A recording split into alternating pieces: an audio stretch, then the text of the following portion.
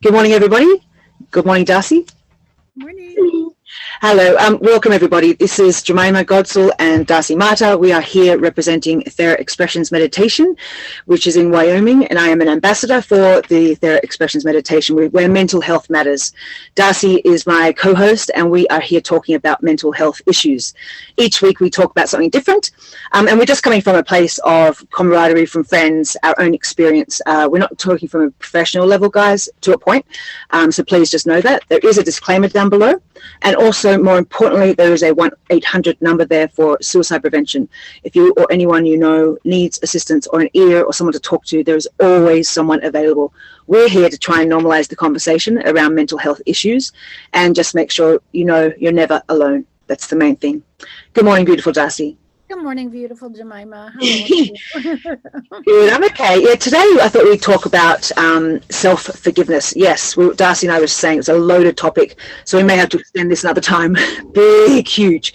My decision to maybe talk about this came from I'm perimenopausal right now, which is new to me, very new in my beginning of it, and I'm finding a body self-loathing. And this is like back in my teenage years. I had body dysmorphia and had an eating disorder, which sadly most people have.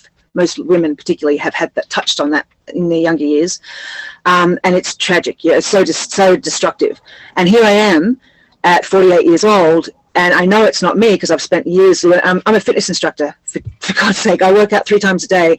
I eat really well. I take such good care of my body, and I do that on purpose to embrace my body, especially after the damage I did with drug addiction. And here I am back with this evil voice coming in saying, oh, because I put on weight, obviously I put on like 30 pounds and I can't budge it. I cannot move it. It's just like stuck. And I'm like, what can I do? I'm eating and drinking the best things in the world. I live in a beautiful environment, etc., etc. I work out, and it's just, here comes this devil voice, this childlike voice going, you're fat, you're ugly, you're disgusting. Why can't you do more? Why can't, and this self-abuse, where I thought, how do I come to a place of self-forgiveness with that? Like, because then I'm also Jemima, the 48-year-old, is coming in going, oh my God, getting frustrated, going, this is not me. And then it's like everything is against each other within me, and it's exhausting. And so what say you, my beautiful Darcy? What say I hand it over to you again. Okay. There's a big ball of responsibility. I agree with that one for a while. But I think that it's such an important subject. I think it's a huge subject. And I don't think that self-loathing or all those comparisons and things we load on ourselves to be so perfect. I don't think it's just for young women.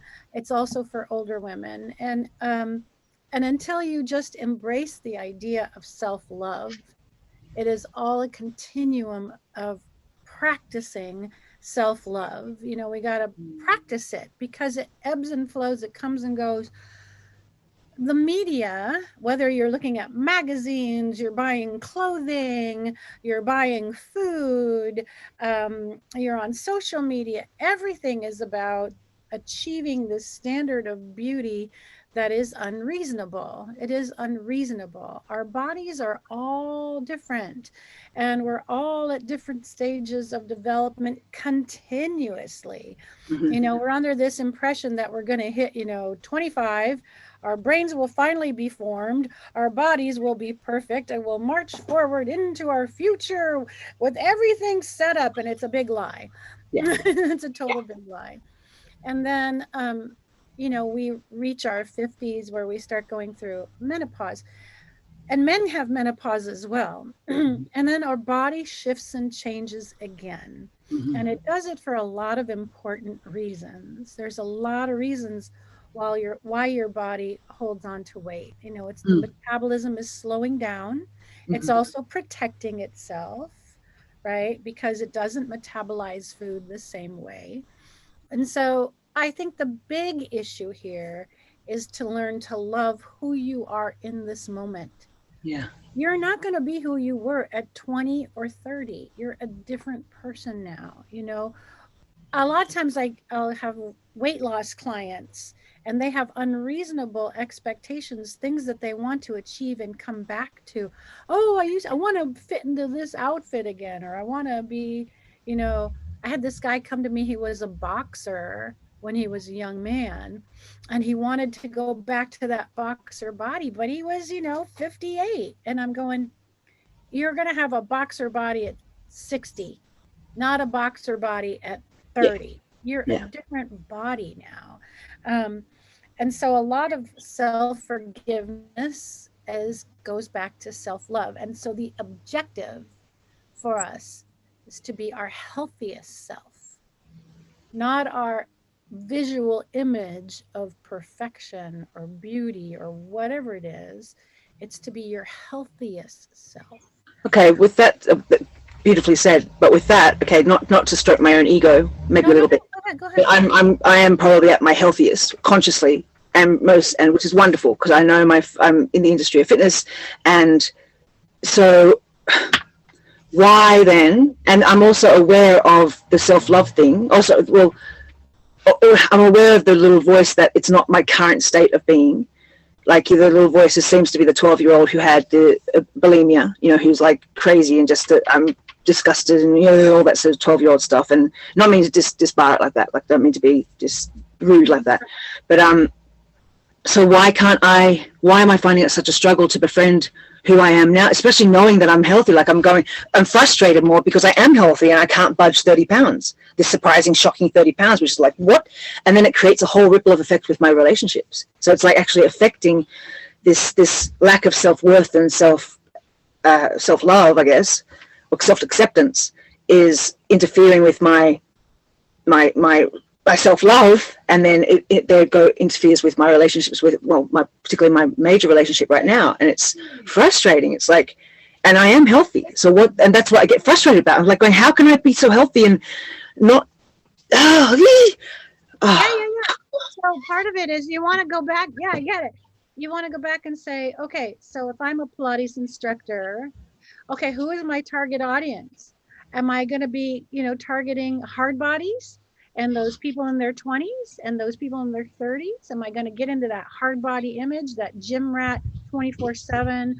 We can do this, build muscle, I know, right? Or maybe what you could be targeting are these middle-aged people who are going through the same struggle.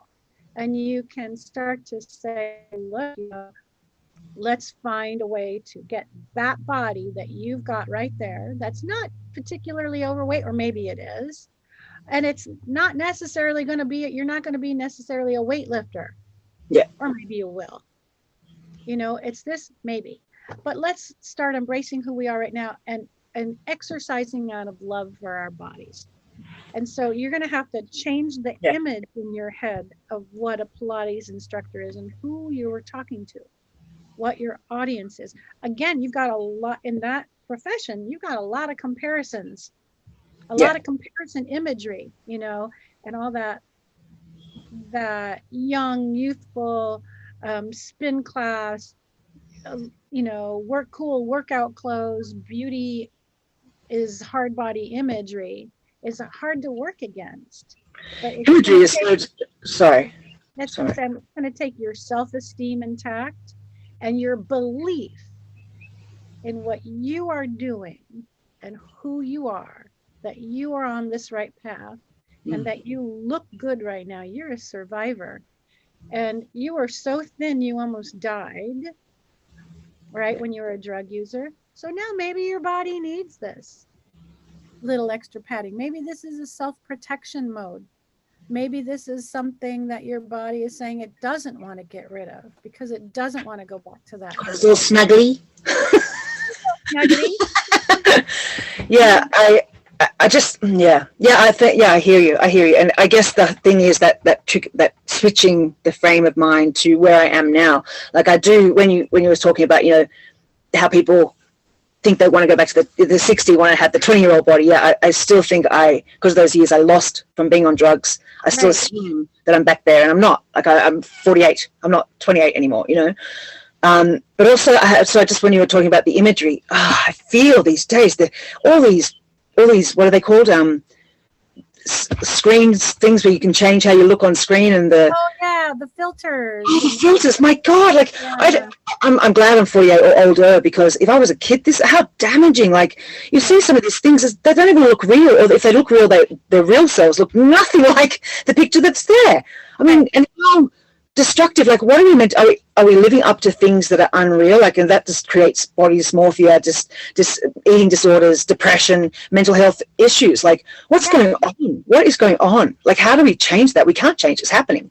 Right, because we're consumers. It's a lot to do with consumerism. You know, this is a lot about consumerism. So we want you to get a subscription to the gym. We want you to buy, you know, cool clothing. We want you to buy our products, skincare, vitamins, food, etc. And so we got to make everything look visually appealing as it speaks to you, so that you're going to want it, to consume it. But then with the physical, on the flip side, they show ads for oversized McDonald's and other fast food places, and to promote it, and they expect you to be a size 0. Yes. With it doesn't. So there's a mental mess up there, because the body is mental and then the mind is mental. It's like it doesn't fit, and it's. Oh my gosh! So like I go into a coffee place, you know, an established coffee house, and I wanted my typical my decaf latte. That's what I like, those decaf lattes on the weekend. Nice. Yeah. Right? Because if I have caffeine, I'm a monster.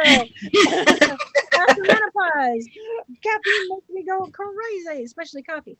So I go get my little decaf latte, and there was a mother and her probably 17-year-old daughter ahead of us, and the mother is getting some kind of tea latte thing, whatever, and her daughter is getting a frozen coffee whipped drink with caramel and whipped cream and the whole 9 yards, and it's this big. I mean, like, you might as well eat a pint of ice cream. Yeah, or 2. Maybe 2. Plus, and so the amount of sugar, and it's not even fat so much. There's like, you know, whipped cream, whatever, but the sugar content. So she's allowing her daughter to train herself to have a sugar palate, right? And then the daughter's going to have that. She's going to get a dopamine high, right? She's going to get a woo and see her friends. And then she's going to have a dopamine crash, because of sugar makes you go wong wong, right? And then she's going to be scrolling, and really what she needs to be doing is running that off. You're gonna drink something like that, you need to run 5 miles or go work at the gym. That's so bad for your body. So we're giving all these crisscross messages constantly. Why is a coffee shop selling milkshakes of like such sugar proportions? It's outrageous. The proportions too, like the proportions are unbelievable. You go like the serving size now. I mean, the serving size you see on things is meant to be the serving sizes, but that looks ridiculous compared to what they advertise as a serving size there. So we see a meal for 1, it's really for 8, pretty much. You can see how 8 people can sit there and eat there. And then when you get on the back of a box or something, you see the serving size is this big, which is a real serving size, because that's all we need. What's going on? Like, is it a plot with us? Is it a plot with us to get sick? Look, I'm changing the topic about self-love, but seriously, is it a plot for us to get sick? So we go to the doctors, we have to get on medication and all that stuff. I just get really paranoid. Is it? I don't know. It's all just. So the idea here is we're getting continuously bombarded by imagery. You're constantly getting bombarded, and it's all about consumerism. And we don't have a real, we have so many mixed cultures in the United States that we don't have one that specifically has a real. We don't have a real food culture or a real family culture. Everything either relies on religion or ethnicity. And so for those people with no connection to religion or ethnicity, you're kind of thrown to the wolves, right? Because there's no real way to understand how to value your body in all of that. How to really value what you put in your body and what your body is doing for you. So it goes back to understanding how we think and how we believe and what we know, what is fact, right? So I would say to that mother letting that daughter buy that drink, I would say to her, do you believe that that is a good choice for you right now?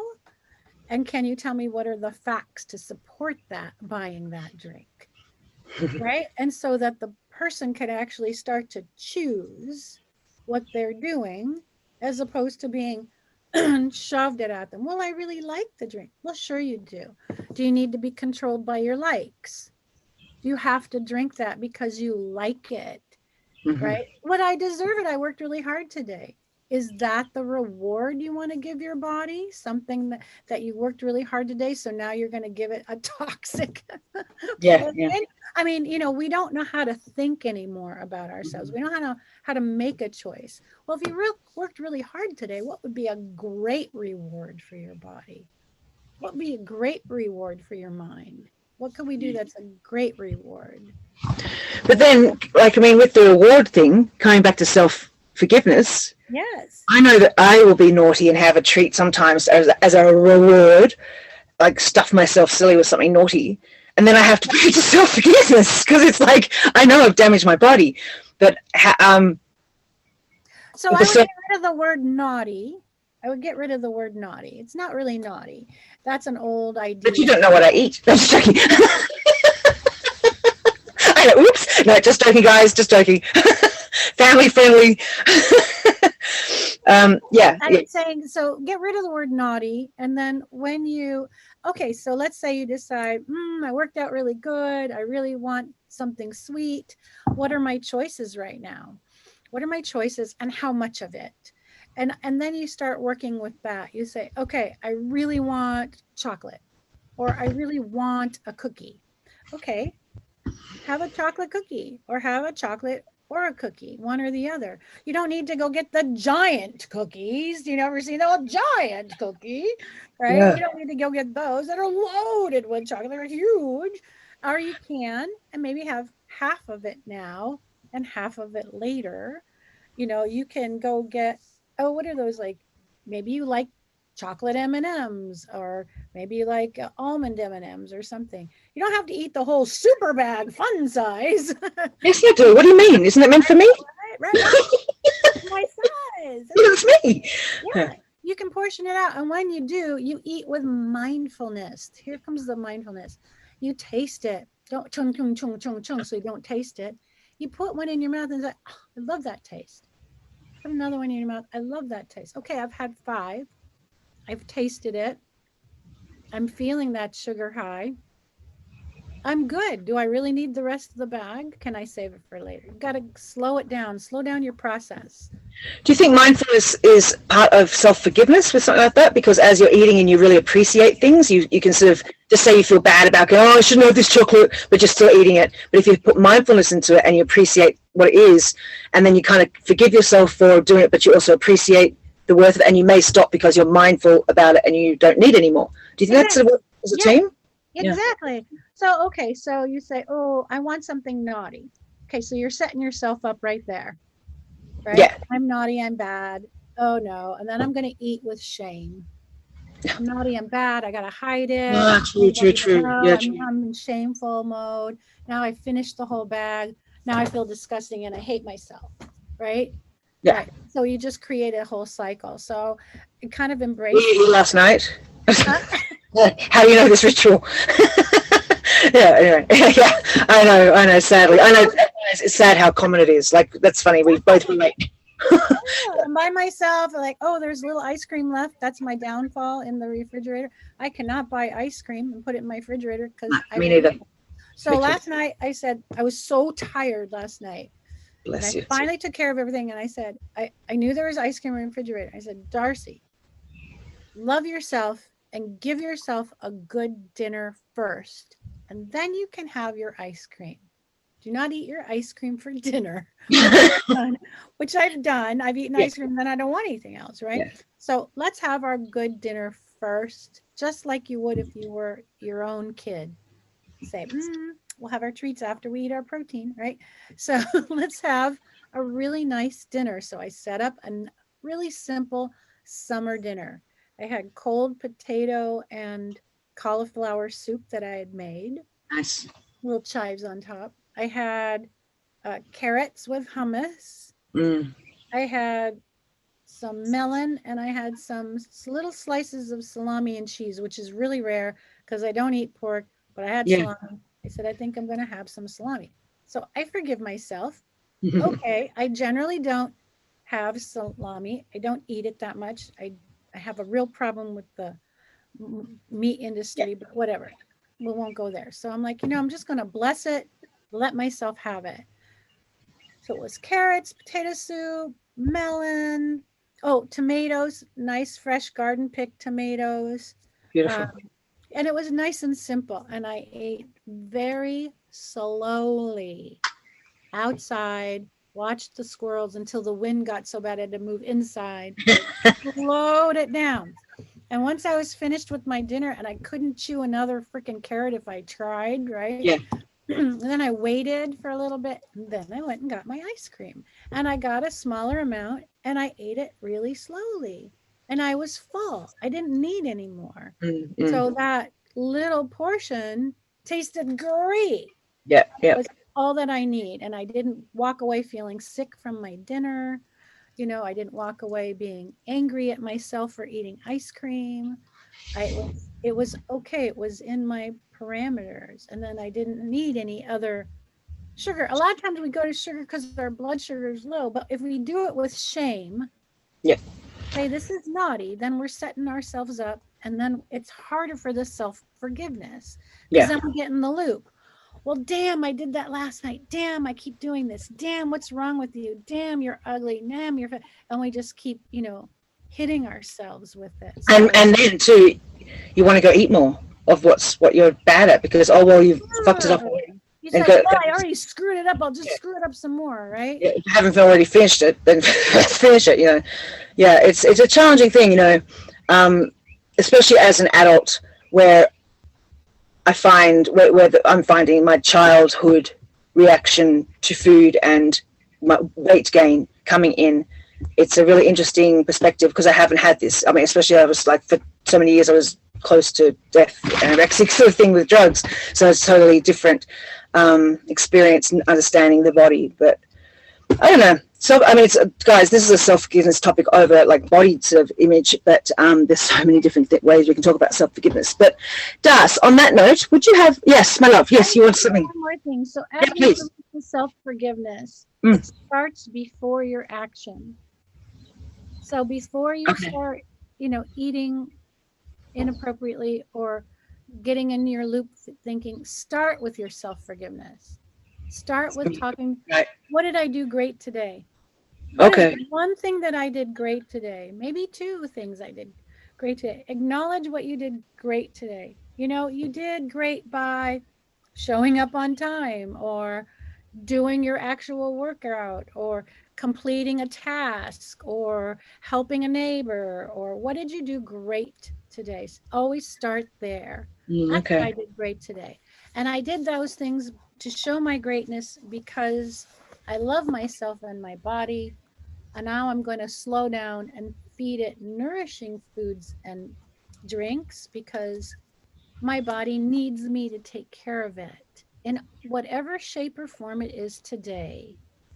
Whatever shape, I'm going to just give it what I need without shame, slowly in little bits, so I can taste, experience the world around me.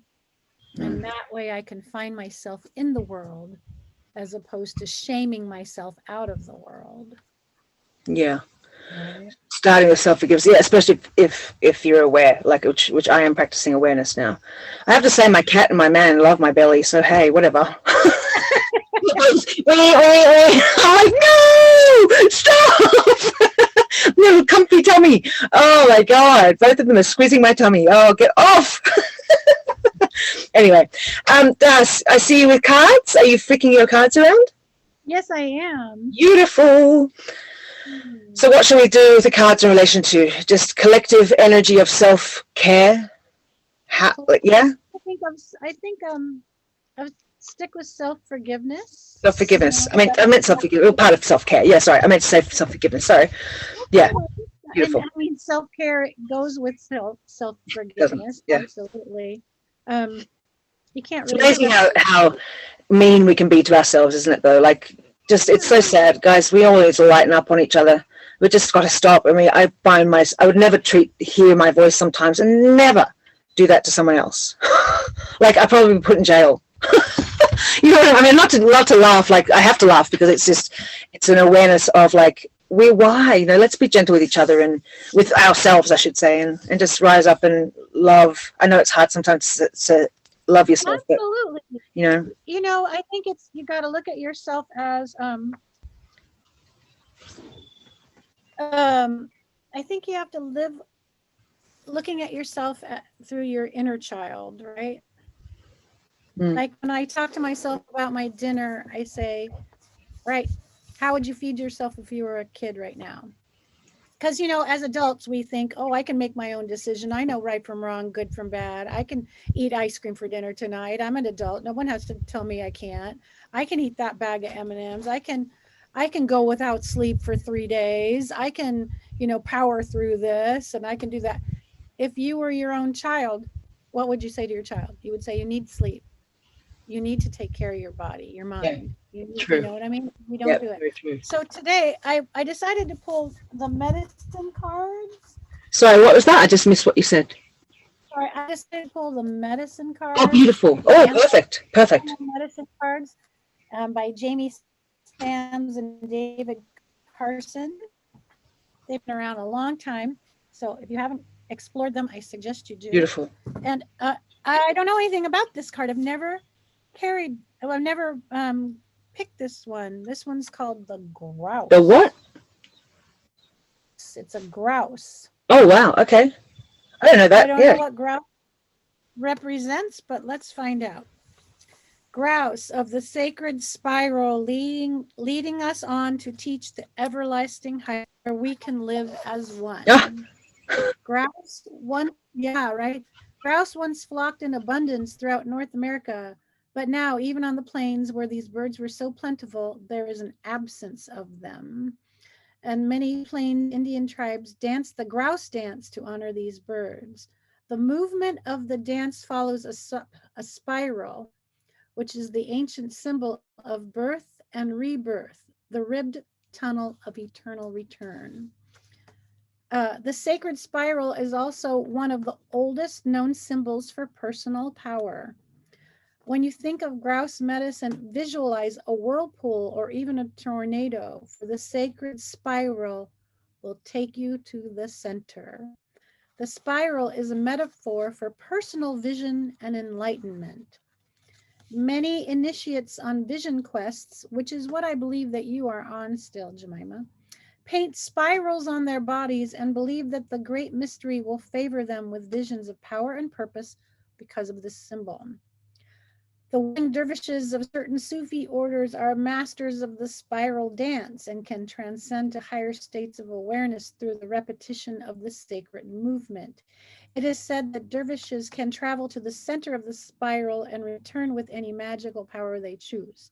In the dervish state, one enters the great silence and has direct communication with the creator by spinning clockwise or counterclockwise. And then the dervish draws or repulses specific energies. Sufi dancing is a system which connects one with the divine source through ritual treatment of motion. Ritual treatment of motion, Pilates instructor. I actually do Sufi circles every morning for warm-up. How funny. I do the Sufi circles with grinding, and you connect yourself, and it gets the spine involved, lubricates the spine, you're connected with your abdominal area, your sacral chakra, your solar plexus, and your heart chakra. It's fantastic, and it really roots you, grounds you. So I do that every morning. How bizarre. And my clients do too. Fantastic. That's perfect. So if you have grouse medicine in your cards, undertake a meditation on the various qualities of movement within your world. Begin by visualizing the sun as one member of a huge group of stars swirling in the massive pinwheel shape of the Milky Way. Then draw yourself out of this pinwheel of light into the spiraling of your own DNA's double helix, an arrangement similar to a rope ladder coiled like a corkscrew. Analyze the way you move through the world. How do you picture yourself in the act of locomotion? What kind of reaction do you create with the energy you send into the universe? What words would you use to describe the way you move through both the material and the spiritual worlds? Be careful of your words. There's no naughty, right? Be careful. Yeah. In the final analysis, is your movement compatible with your greatest desires and goals?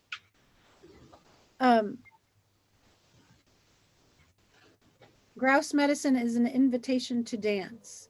An invitation to the dance, too. Grouse celebrates the divine source through his sacred spiritual spiral dance and offers this dance to you as a gift. You can spend a lifetime learning Grouse's lesson on how to harmonize your dance with Mother Earth's cycles and how to offer the dance as a creation of selfless beauty. Beautiful. Well, I say after all that dancing, there's not going to be any guilt about the chocolate. How beautiful. Right.